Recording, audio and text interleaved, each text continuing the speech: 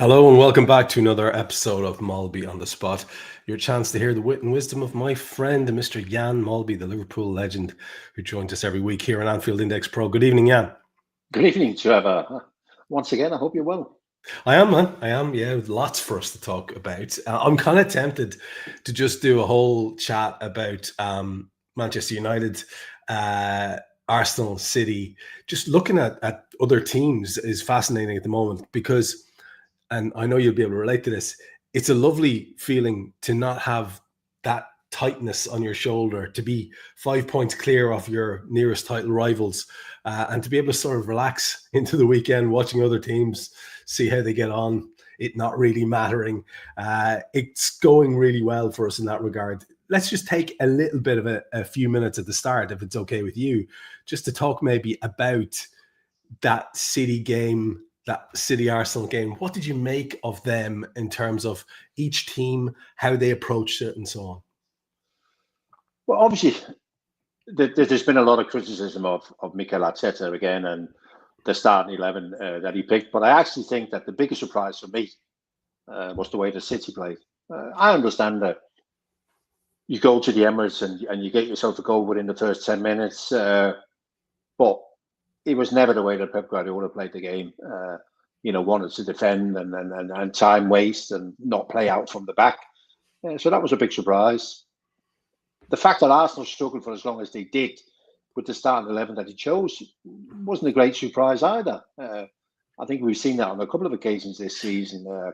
Having said all of that, I still think that Liverpool and Arsenal will finish first and second.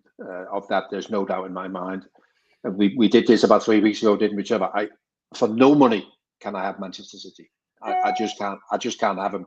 And I think, even if you're looking again at the game yesterday, and as much criticism there is of Arsenal, when I look at City and I'm looking and go on, and where are your, Donnarumma come in, he looks a tidy goalkeeper, and I think the two centre halves, the fact that Guardiola now plays centre half, I think is a massive bonus, and Ruben Dias.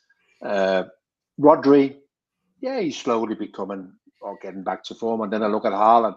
Apart from that, I just don't see it. People are trying to talk up Jeremy Doku and the start he's at. I don't see it. Reinders that they bought from Milan, the Dutch guy, had a great debut. Yet again, I just don't see him being a lot more than just a little above average, So I can't have City. So I think it'll be Liverpool and Arsenal. Where that ends up, I think has a lot to do with we ain't going to win every game. We know that, Trevor. Win the game is too long. So we know things will happen. Injuries will come along.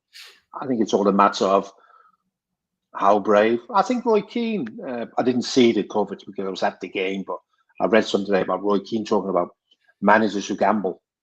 And he mentioned Brian Clough and Sir Alex Ferguson. They gamble to win games. Mikel Arteta doesn't. Some people will say that the starting 11 he chose was the starting 11 he felt would give him the best chance of winning, isn't it? But I just sometimes think that a game is 90 minutes. Why waste 30 or 45 minutes of that game trying to win the game by being all safe in it? So, at the moment, it's too early to say it's Liverpool to lose because things will happen over the season. But at the moment, we don't have a title contender with us that is on fire, and that's the big thing, and that's a big help. That's what you spoke about before, and that kind of pressure is not there, is it? Already we bought ourselves a defeat.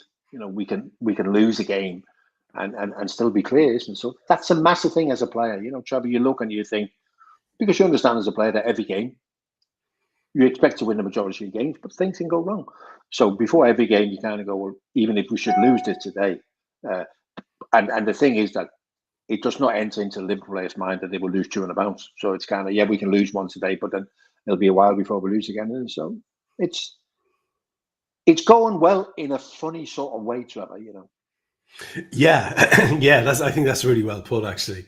And I do want to just poke a little bit more at both of those teams. But you brought up Roy Keane, and I meant to say this to you last week, and I'm going to bring it up now because it's something that, because you don't involve yourself in the social media world, you're sort of mercifully free of an awful lot of these conversations that that go on, and they're often sparked by ex-pros like yourself who are now in the game of punditry.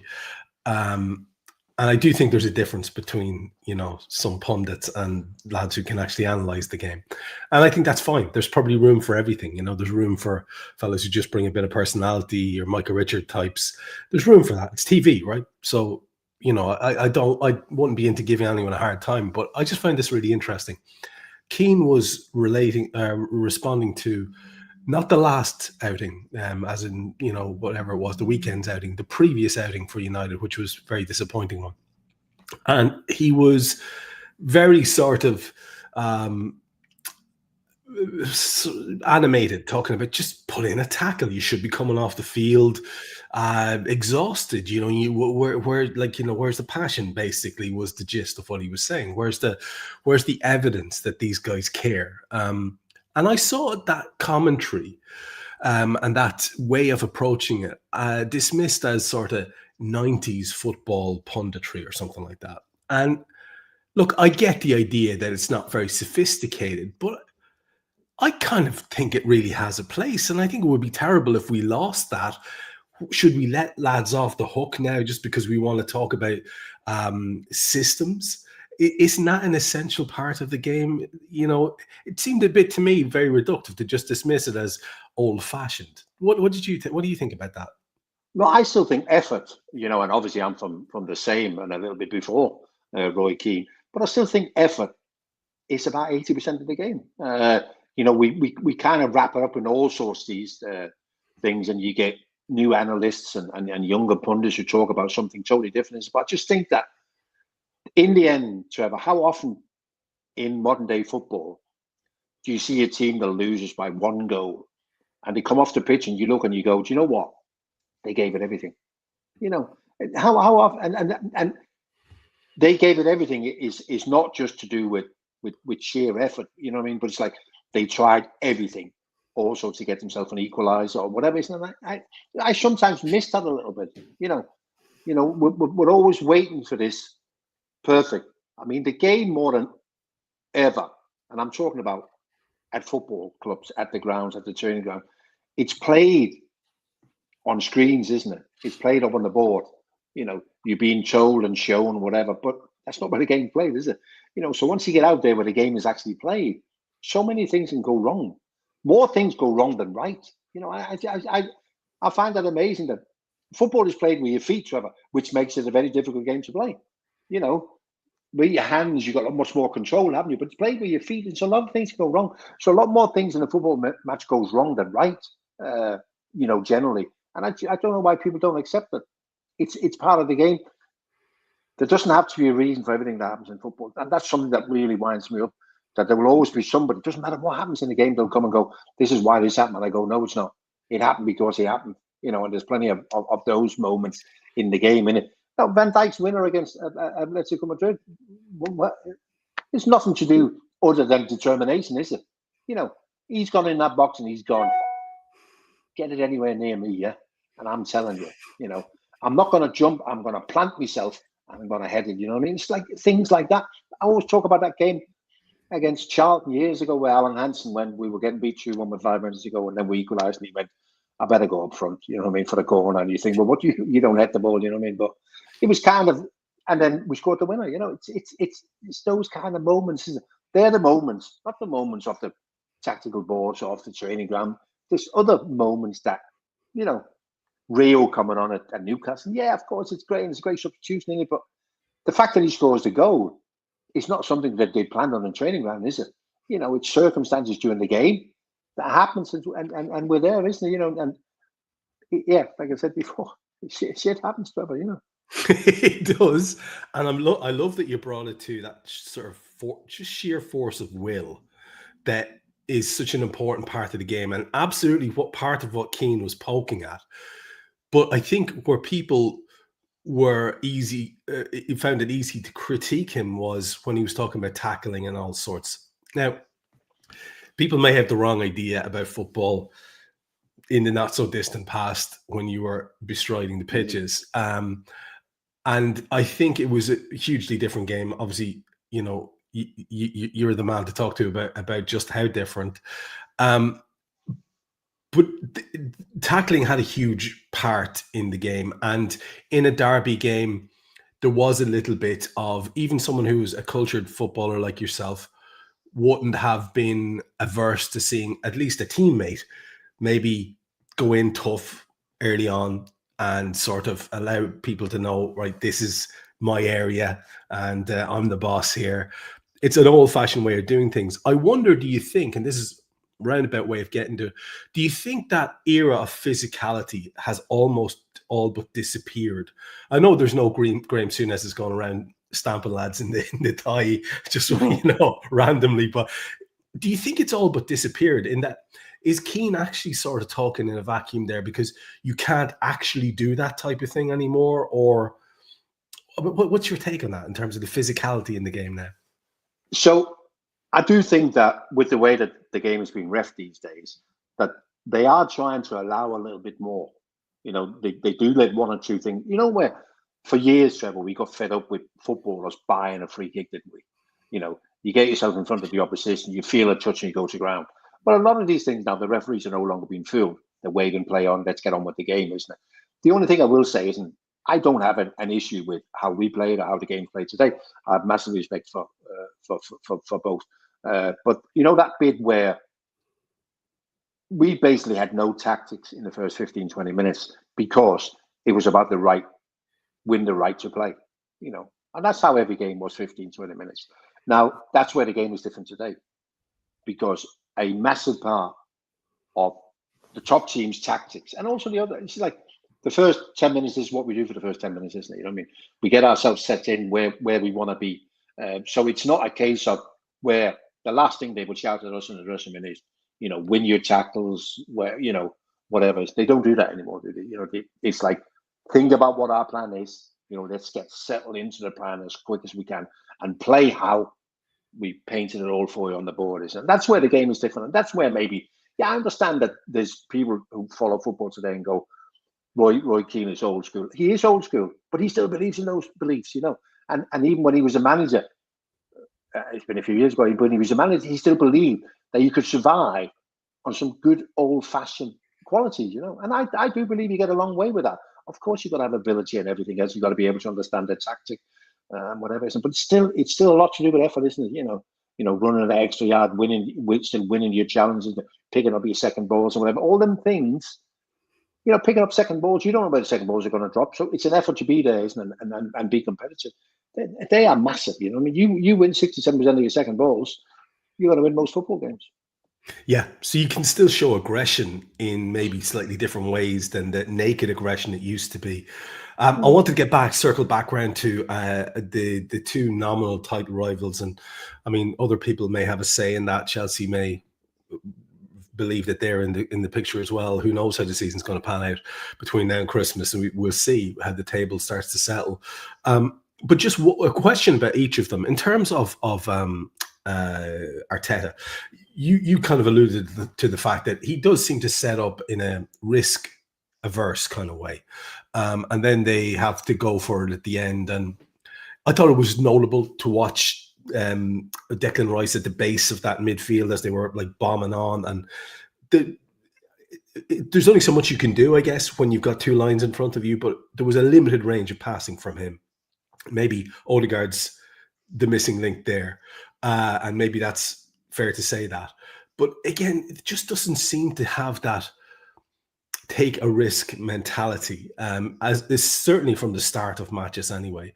So again, I'm just wondering, do you think that's going to be something that will limit him? You talked last week about, or a couple of weeks ago, we were talking about Scott Parker, and we talked about how, maybe just there's something in his makeup that limits him when it comes to Premier League level.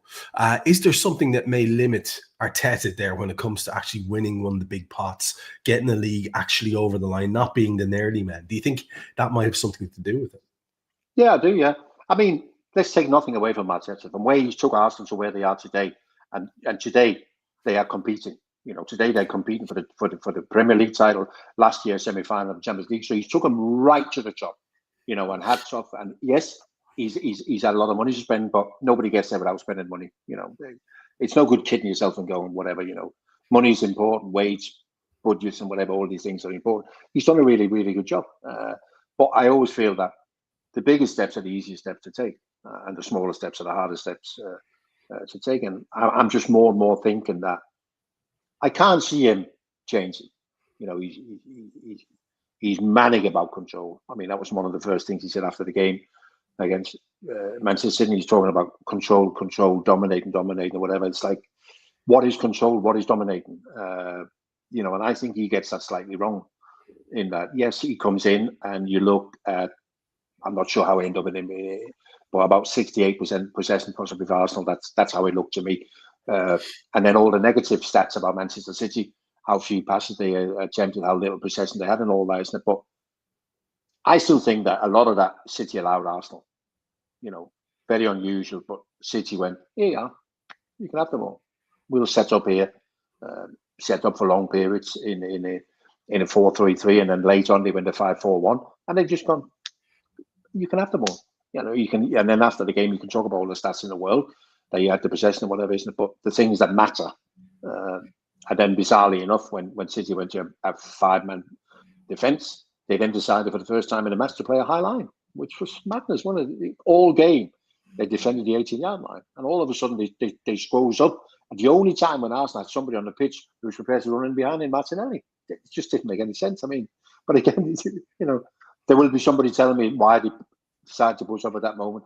That one moment where Eze in midfield had all the time in the world because nobody closed him down. And that's the beauty of football, isn't it? Sometimes it just doesn't make any sense. So, as much as I said 2 minutes before the end of that game, Liverpool would be delighted with the result. Manchester City winning 1-0. Equally, when Arsenal equalised, I think Liverpool will still be delighted. You keep both at more than arm's length. So it was in many ways a perfect afternoon, a perfect weekend because Spurs also. Spurs. What we need, it's only 5 games played, Trevor, so we're learning, aren't we? And we're thinking who could be the contenders. Spurs have made a good start, but I think I've seen enough of Spurs now to think, 6, 7, 8, if they can get themselves into top 7, 8, I think they've done well. And then you mentioned Chelsea before. Well, I was at the game on Saturday, Manchester United against Chelsea. And again, looking at them, they've got a lot of ability. But I just don't think they've got enough good players. And again, they've got a lot of players. But I just don't think they've got enough. And I don't think they've got enough away from home.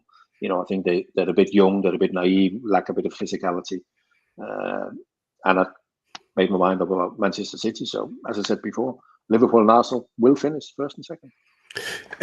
One of the pundits I was referring to earlier on, who likes to drop an occasional clanger that gets everybody talking, is Jamie Carragher, and he mentioned Arsenal having the best squad in the league, which led to tremendous amounts of debate. And I thought, I was thinking about it, and like, there's probably an argument to be made if you go player by player through it. But I recall a time, Jan, in the not too distant past where I think we had the best squad, but Man City won the title. It doesn't necessarily have to equate one to the other. But we might delve into that topic again at some other time when we've got a bit more showtime to analyze it. Just to finish then, I wanted to have a word about City as well. There is a notable change in the way they're operating. You've alluded to it there. And it's hard to look away from the fact that we've got Pep in there helping, and there's a lot of talk about him. There's been a lot of talk about him. I'm not sure where that's coming from necessarily, if it's PR from within the club or like if he's got a particularly good agent, but it's very positive stuff, I have to say.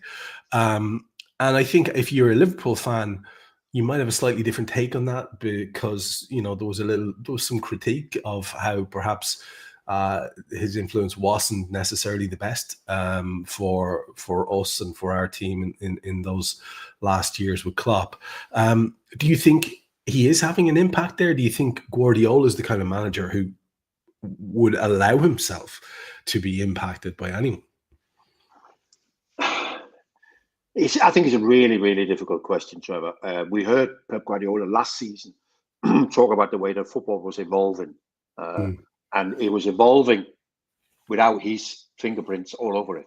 You know, when football has been evolving previously in the last 20 years, he's been ahead of that, hasn't it? Because it's been him evolving football, hasn't it? And he was talking about the way that the game was being played. There were so many different ways of playing the game these days.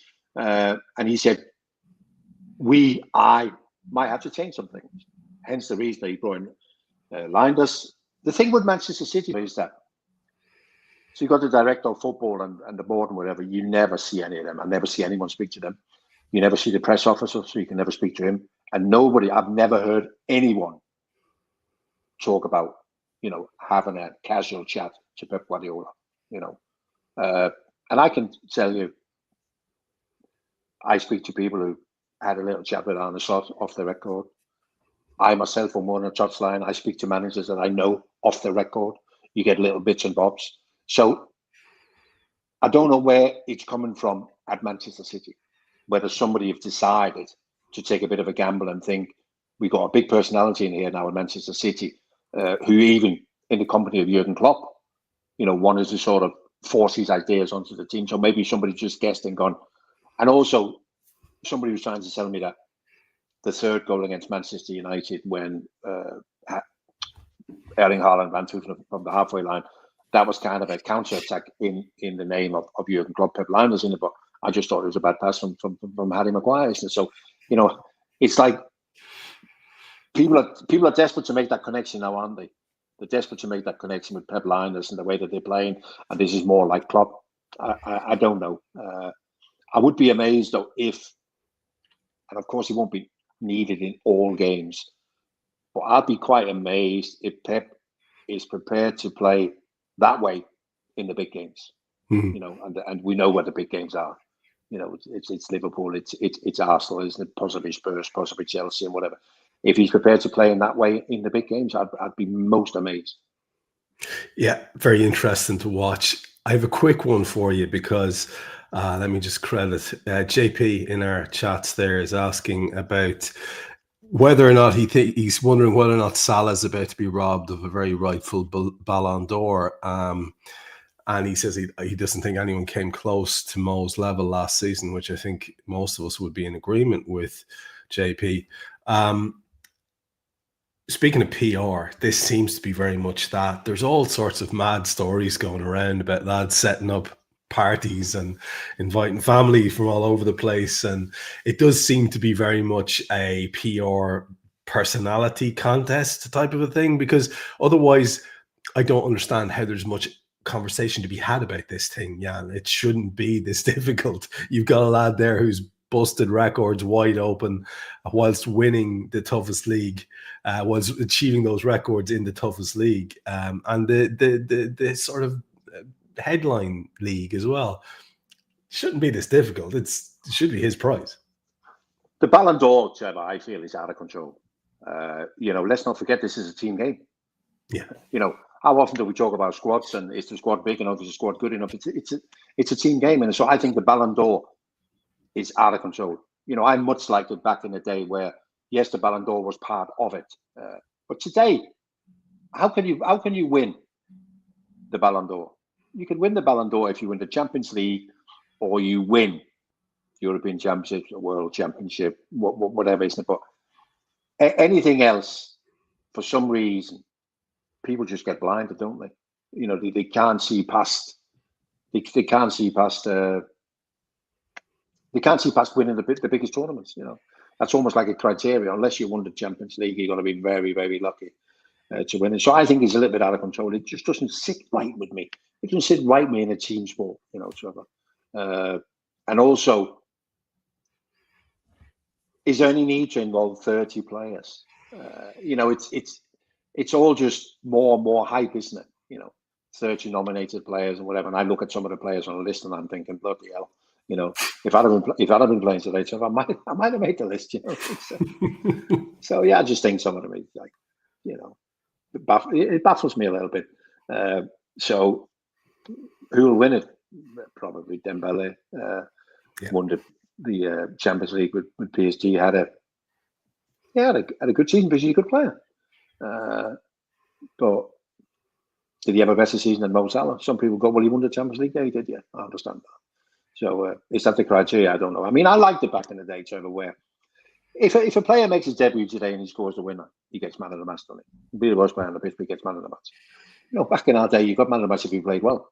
Not if you, and that's a bit the same with the Ballon d'Or, isn't it? I mean, played well. I'll tell you, I mean, Mo Salah's one in it, but I'll tell you who I love to watch is Pedri, the midfielder at Barcelona. What the baller he is, but he'll never win it, will he? So there we go. Yeah, I think you've nailed it there. It's absolutely not going to be the best footballer. It's there's other criteria there clearly. Let's do a little bit of a look back in our more traditional vein now at the two games that have been played since we last spoke, and we had the Atletico Madrid game, and we also had the Everton game at the weekend. And thankfully, at the weekend, although there was almost a pattern followed in terms of going 2-0 up very early and looking like we were coasting and then allowing that second half creep back in, we didn't require any late drama to win the game. And there wasn't really any late drama from Everton where they could have equalised in the game, if we're being perfectly honest. My feeling was that there was. When the final whistle went, I felt like, God, that was unnecessarily tense at the end there. And I think they did have quite a bit of the ball in the late goings.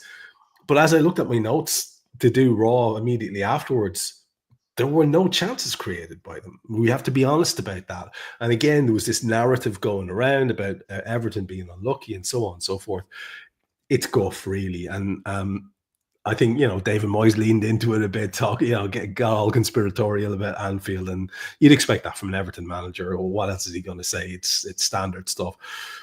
But to me, that felt very much like we're starting to put a couple of feet in the right direction over these last couple of games. Some great football played in the Atletico Madrid game, and some great football played in the Everton game, maybe in the first half of both. What did you see in terms of commonalities between the two of them?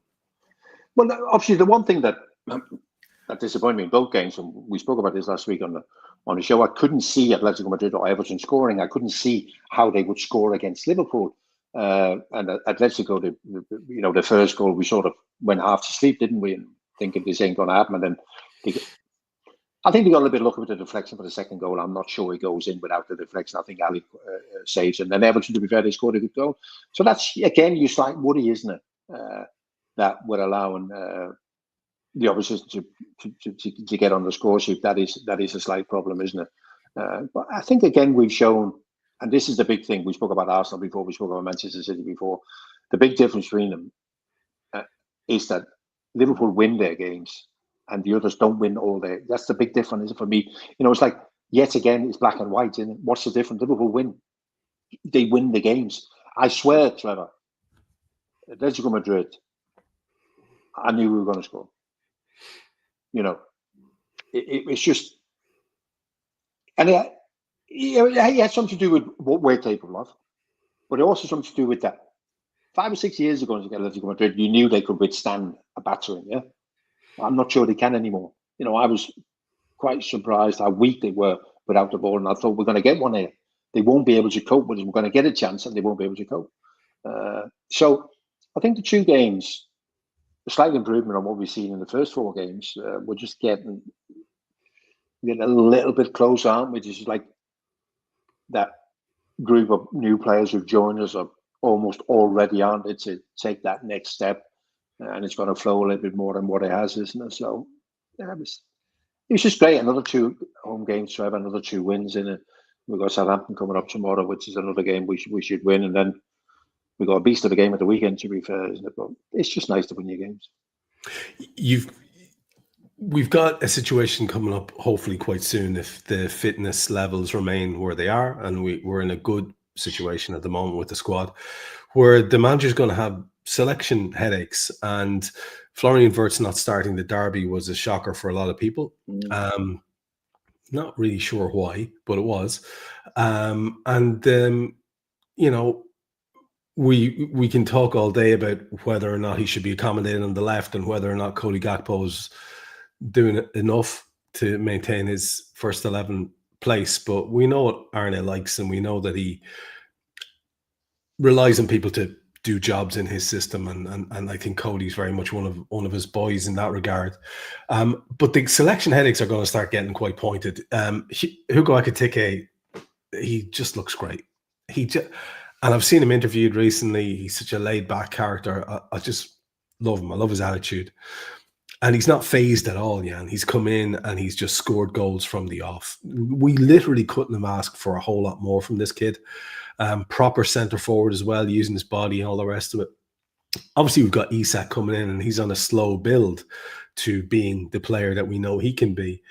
And you look at it, don't you, and you start wondering, how the hell is this team going to line up? I mean, can we continue with this Florian Wirtz experiment in midfield when patently it's leaving us a little bit vulnerable as teams play through us, right? And it's exposing our defense in a way that, I mean, it's not very healthy.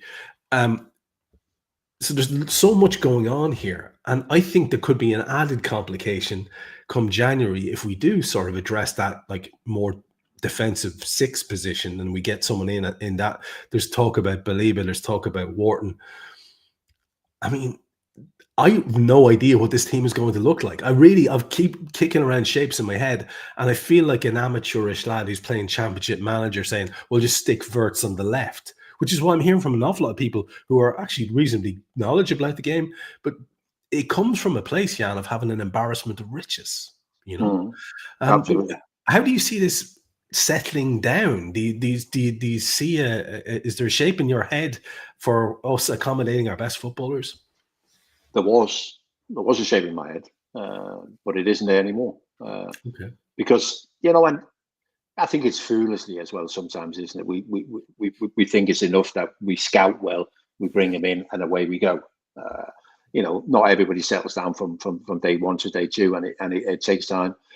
Florian Wirtz has played a lot of his football coming off that sort of left side, but then, and rightly so, he's made a big deal out of Cody Gakpo, hasn't he? Arne Slot, ever since he's come, you know, and even in the summer, you know, Luis Diaz went, so he was obviously quite happy with. Because I don't think for 1 minute he's gone, well, Luis Diaz has gone, I'm quite happy I've got Florian Wirtz to play on the left. He's gone, no, I've got Cody Gakpo to play on the left, and also Cody Gakpo doesn't miss any games because his availability is very, very good, isn't it? But then you look at Florian Wirtz, and strangely enough, it was in the car park after the Atletico Madrid game. I was talking to somebody who watches the team train every day, and he said, but when you see him in training, and you can't have any doubt. You see the way he moves, you see the way he touches, you see his awareness. He said, so we are really, really chilled about it. There's no, you know, like, and this happens at football clubs, doesn't it? You know, in the old days, they used to go in the boot room and get the whiskey out and go, I think we've done our money here, you know, with players. But what I'm hearing from the training centre is that nobody's got 1 ounce of concern about Florian Wirtz because of what he's shown them. But where they all end up, I don't know. Because let's not forget that if Florian Wirtz can come in and be a great player, that's great. But the most important thing is that we can continue to win, and that we, at the end of the season, pick up some trophies. And to do that, Arne Slot will have to do some magic in that. How does it all fit in? I mean, 6 weeks ago, Trevor, we're all looking forward to the 4 front guys, aren't we? And absolutely, Ekiteke, he's 23, but he's come in, he'll learn his trade. There's plenty of games for him. Isak is going to be the main man, Salah, and away we go, isn't it? And now all of a sudden we're thinking, okay, it might not just pan out the way that we think, but winning football, that's all that matters, and I'm convinced that Arne Slot will get arrested. But I like the fact that they're not panicking. You know, there's no need to panic over Wirtz. It's not like, you know, sometimes you'll see, and I've seen that without naming names. I've seen people come to Anfield and you've gone, look like a fish out of water. You know, for whatever reason, they just look like a fish out of water, and you go, yeah, all the ability in the world. I mean, a perfect example, not at Liverpool, but do you remember Diego Forlan at Manchester United? You know, looked terrible. And then he went to Spain, and that World Cup he had in 2010, I think it was. You know, all of a sudden he become one of the greats of the world. You know, so Liverpool are pretty relaxed. Manchester United weren't relaxed about Forlan; they were quite adamant that he wasn't good enough. But Liverpool are pretty relaxed. But how we're going to end up, I don't know, Trevor, because Alexander Isak has not signed for Liverpool to be anything other than number uno. You know, he wants to play. He's going to be the central striker, isn't it? And you know, whereas Hugo Ekitike he looks like a very likable lad, doesn't he? And he's probably come into Liverpool thinking this is going to be tough. You know, we've got so many good attacking players. It's going to be tough, but I've got time on my side. But all of a sudden now he's thinking, "Whoa, hold on! I'm in charge of the position. You know, it's my position right now. If you have to pick a team tomorrow, Trevor, he plays, doesn't he? So he's thinking, I'm in charge of that shirt. You know what I mean? So that also adds to it. You know, a couple of weeks ago it would have been easy for the manager to listen. You know, you're on the bench, wait your time. But now he's gone. That's not enough for me either. You know, I've shown you what I've got. So potentially, could Hugo Ekitike play on the left? I don't know. One thing I know is for sure that wherever we do, I don't think we're going to mess around with Alexander Isak. He plays as the central number 9 when he's ready, isn't it? And then we might be able to do some other things with some of the others playing in various positions. But yeah, I think it's become really, really difficult. And it's probably something that they speak a lot about at the training ground. You know, every training session that they'll have a chat about what do we see, what do we like, you know, where are the partnerships, what are we thinking? There was some moments between Isak and Florian Wirtz against Atletico Madrid. So that will be another positive in it. But it's all very good talking about them two. What about Hugo? You know, he wants to be part of it as well, doesn't he? You know what I mean? So yeah, it's a great problem to have, isn't it? So, tough at the top headaches are the best headaches. And the you're right. The little cameo, was it around 40 minutes to 45 minutes at the end of the first half, where Wirtz picked out Isak maybe 3 times in a row. I think the last one was a kind of flowing move, but the previous 2 were just little passes into the channel, him making his run, and you know, a shot with minimal backlift, just really effective stuff. Like 2 people at the top of their game. It is exciting. I want to ask your opinion on something, because I started to feel like a complete lunatic most of today as I was listening to people talk and watch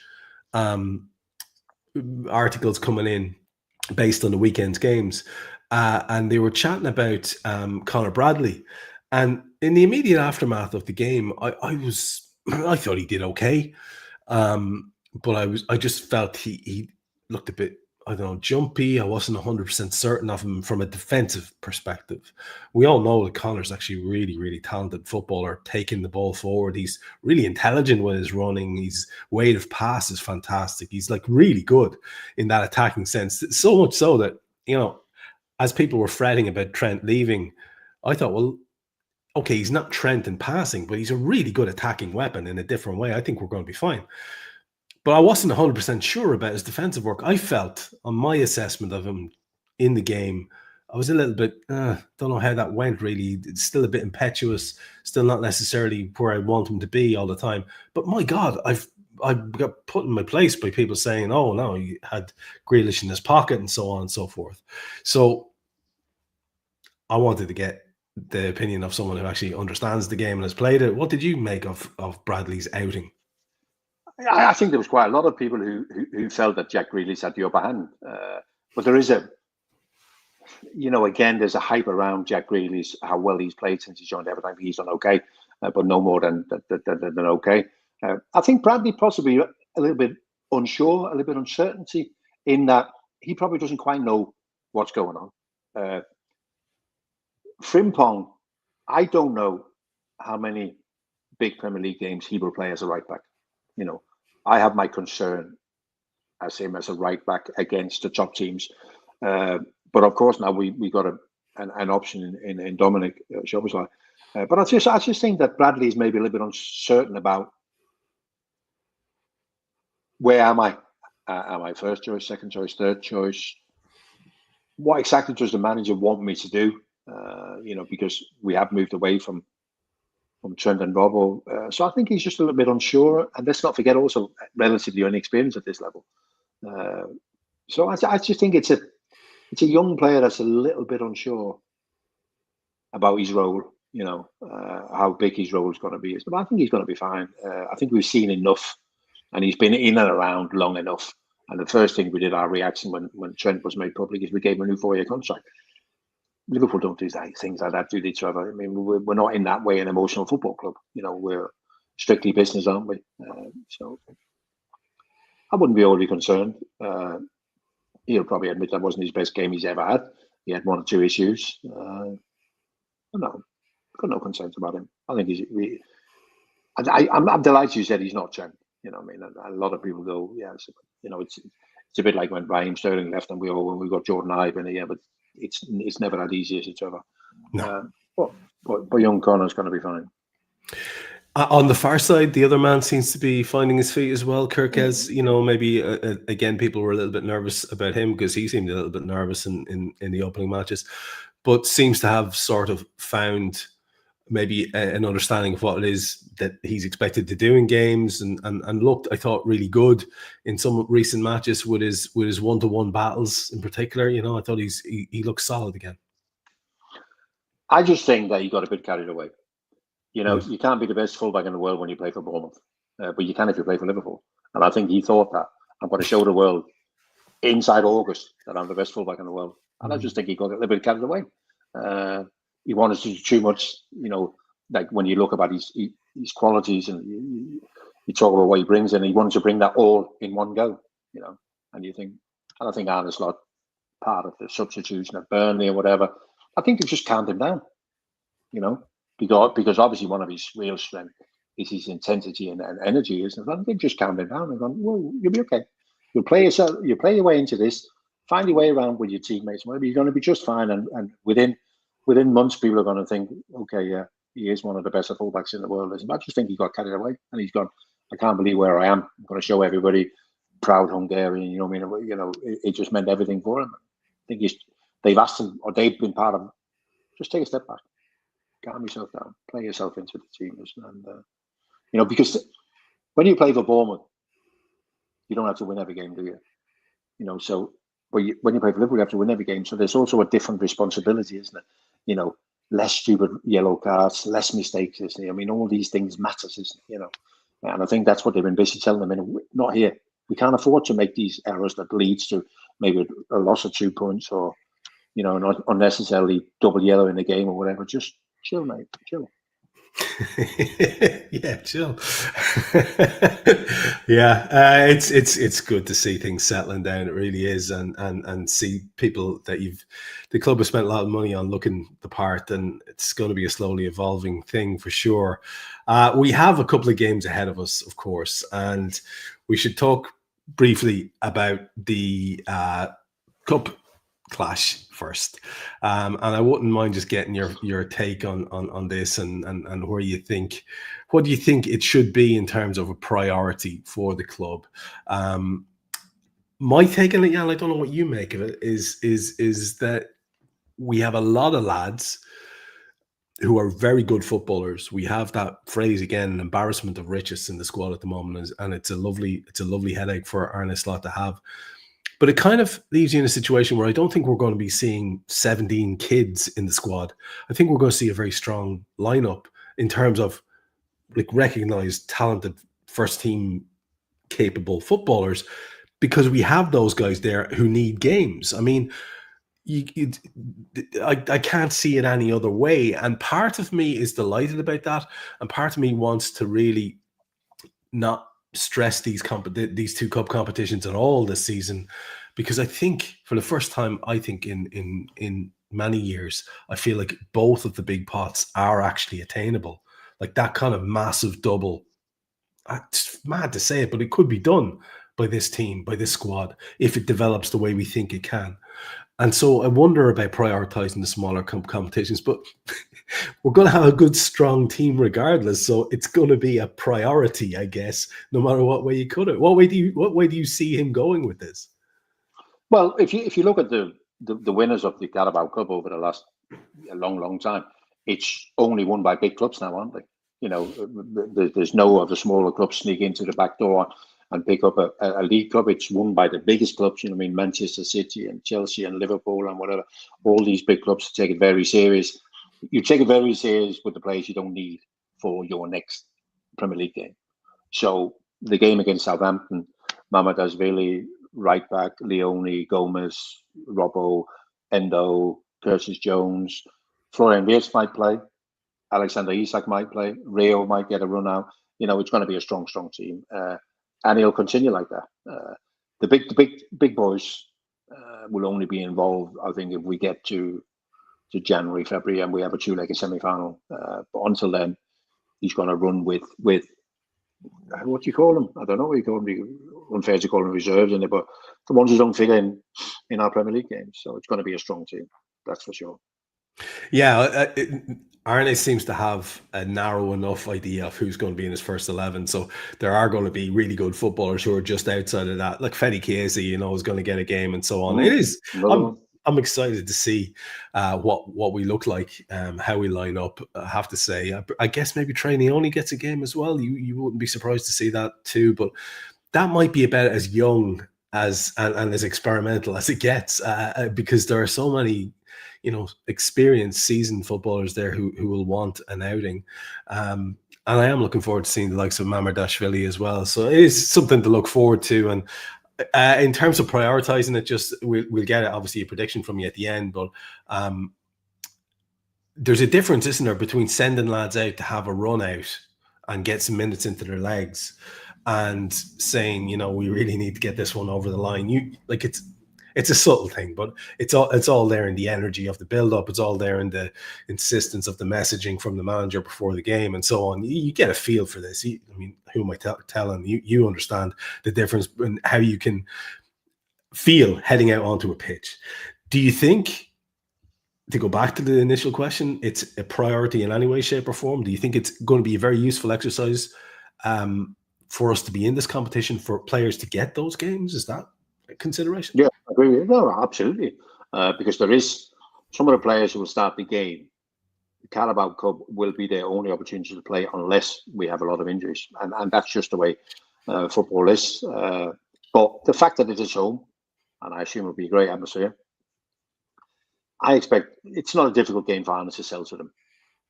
Here's another opportunity. Play in front of the Anfield crowd, put a bit of a show on, isn't it? We get into the next round, you go again. And also, there will still be 3, 4, 5 players who Arne Slot is not 100% sure about, not in terms of ability, but in terms of what they can bring, isn't it? So there'll also be that case for maybe half of the player that's going to play. Some of them he'll know better than others, but some of them are still relatively new. So he'll be thinking about, what exactly can I ask of this guy? When can I actually rely on him to be able to do a job? So I think in many ways it's a big game, but the fact it's at Anfield, it's against a team that's surprisingly made struggling start to life in the Championship. I also think it's a pretty straightforward game. Let's hope so. We have, as you said, a real sort of crunch Premier League match. They all are, aren't they? Coming up after that next weekend against Crystal Palace. And I wouldn't mind just having a quick look with you at how Palace have been getting on, just to get an idea of what you think we can expect from them. So we'll just see if we can just share that screen with everybody so they can see the most recent results for Palace. And that is, so they've got us up next. So they had a 2-1 away win at West Ham there at the weekend. But before that, they had an EFL Cup 4-2 aggregate victory over Millwall. A 0-0 with Sunderland in the Premier League before that. A 3-0 away win at Villa before that. And I think the first game, two more Premier League games in there as well. They had a 1-1 with Forest and a 0-0 with Chelsea. It's not a bad start at all, and there's been an awful lot of talk about Crystal Palace because obviously with the transfer window stuff, Jan, we had sort of overly intimate knowledge of what's going on at that club and with their manager and all the rest of it. And in the most recent game against West Ham, which they did win at West Ham 2-1, if we have a look at the team there, they went pretty strong with Henderson. They had a back three nominally, according to this, of Guehi, Richards and Lacroix. They had Will Hughes and Wharton in the middle with Mitchell and Munoz either side. And then Pino and Kamada either side of Mateta in attack. It's there's some good footballers there. And I think we all know that. They can call on the likes of Jefferson Lerma, which they did in the last game. Eddie Nketiah, Justin Devaney came on as well. They have Nathaniel Klein, who will know. Canvot is the new guy there. Sosa, Matthews, Cardenas, and a few others. It's not a bad squad, Jan. And there was an awful lot of talk, wasn't there, about Oliver Glasner and his reluctance to see Guehi leave because, they have had a couple of departures. But they seem to be an ambitious club, man. And they seem to have, I think, the makings there of a squad that can maybe fulfill that ambition. What's your thoughts on Palace under Glasner? Well, obviously they're in Europe this year, which is quite a big thing for them, and that maybe is their dream. So as ambitious as they are, you also still see that when the big clubs come calling, Esse's gone to Arsenal 12 months ago, Lisi went to Bayern Munich, whatever. So the big clubs come calling, they are still forced to let him go. But there's no doubt that Ruben Amorim of Manchester United wants to play 3-4-2-1. So it doesn't work. But this guy, Oliver Glasner, plays the system 3-4-2-1, and it works perfectly for them.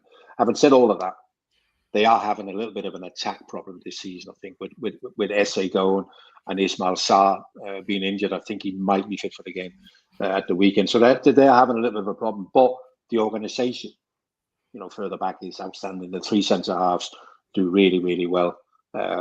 Two excellent wing-backs. And, of course, Wharton, who was back for this game against West Ham in midfield. So they've got some really good players. Whether they've got enough going forward, I mean, you read out the results there, isn't it? 0-0 with Chelsea.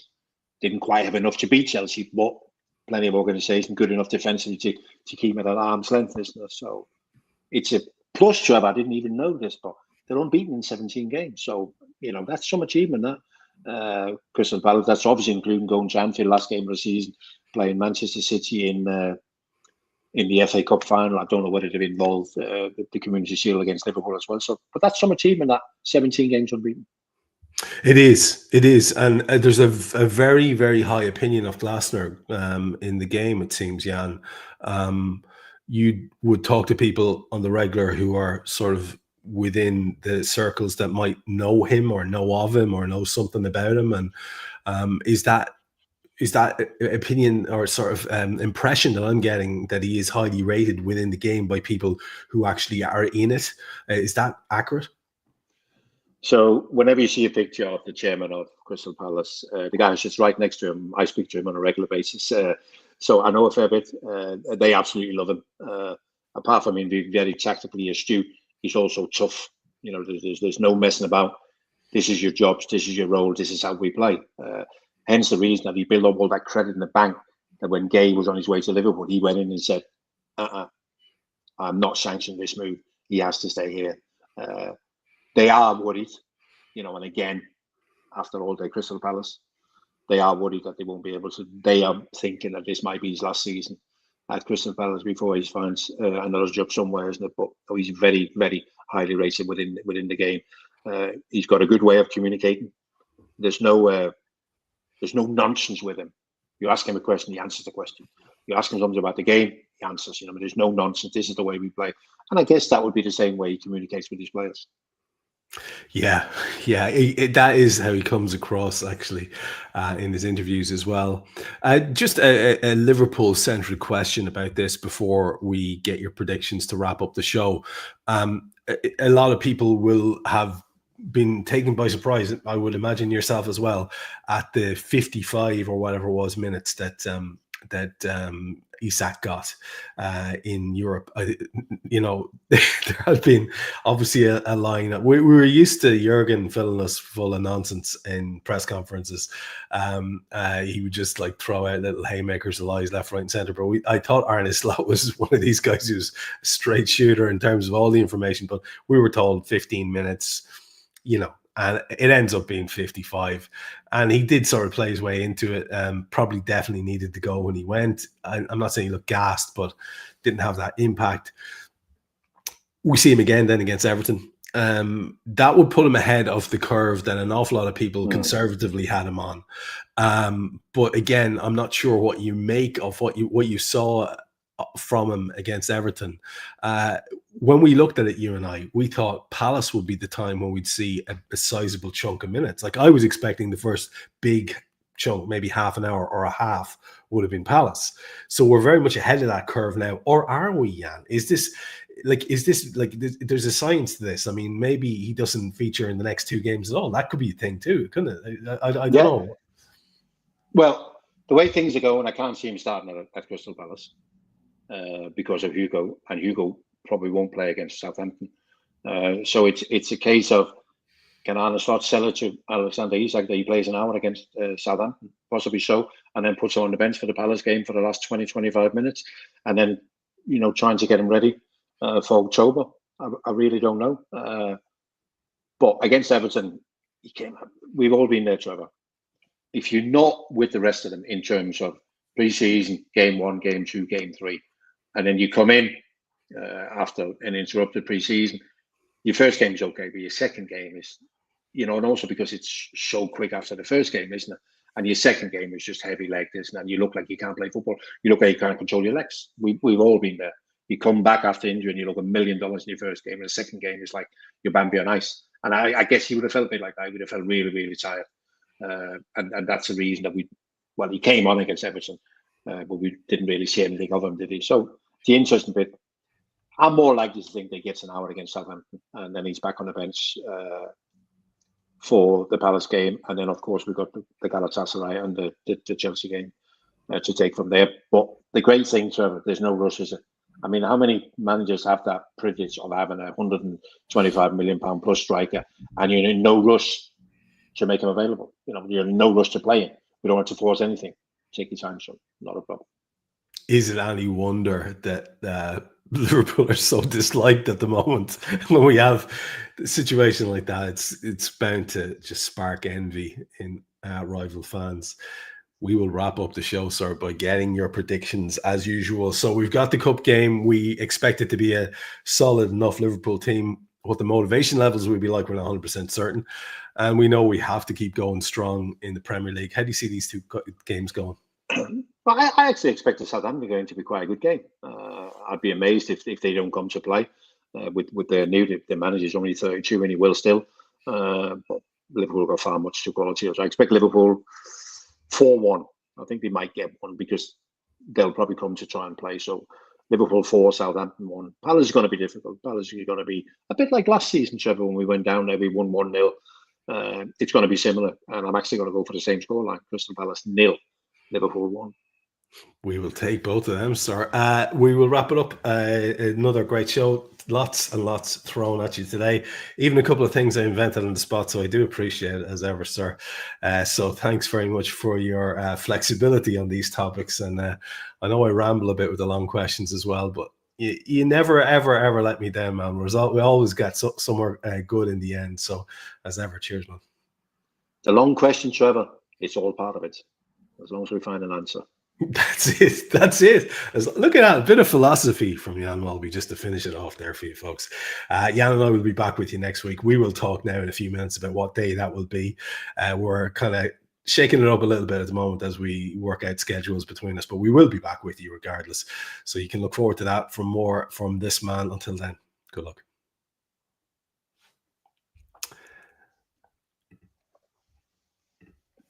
Super.